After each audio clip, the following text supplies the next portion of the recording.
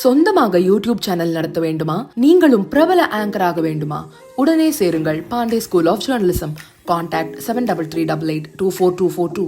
ஜம்மு காஷ்மீரின் பெஹல்காம் பகுதியில் நடந்த பயங்கரவாத தாக்குதலுக்கு பதிலடி அளிக்கும் வகையில் இந்தியா ஆபரேஷன் சிந்தூர் என்ற கடுமையான ராணுவ நடவடிக்கையை பாகிஸ்தான் மற்றும் ஆக்கிரமிப்பு காஷ்மீரில் உள்ள பயங்கரவாத முகாம்களுக்கு எதிராக நடத்தியது.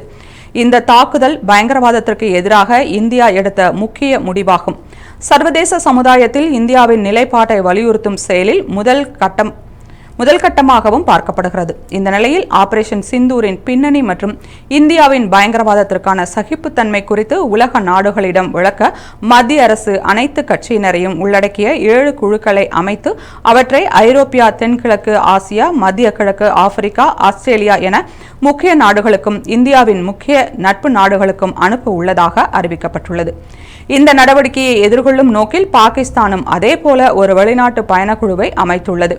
பாகிஸ்தான் மக்கள் கட்சியின் தலைவர் பிலாவால் பூட்டோ சர்தாரி பாகிஸ்தான் பிரதமர் ஷெபாஸ் ஷெரீஃபின் வேண்டுகோளுக்கு இணங்கி இந்த குழுவை வழிநடத்த தயாராக உள்ளதாக தெரிவித்துள்ளார். இந்தியா பாகிஸ்தான் இடையிலான சமீபத்திய பதட்டங்கள் மற்றும் பாகிஸ்தான் அமைதிக்கு உறுதியாக இருப்பதற்கான நிலைப்பாட்டை சர்வதேச அளவில் விளக்குவதற்காகவே இந்த முயற்சி.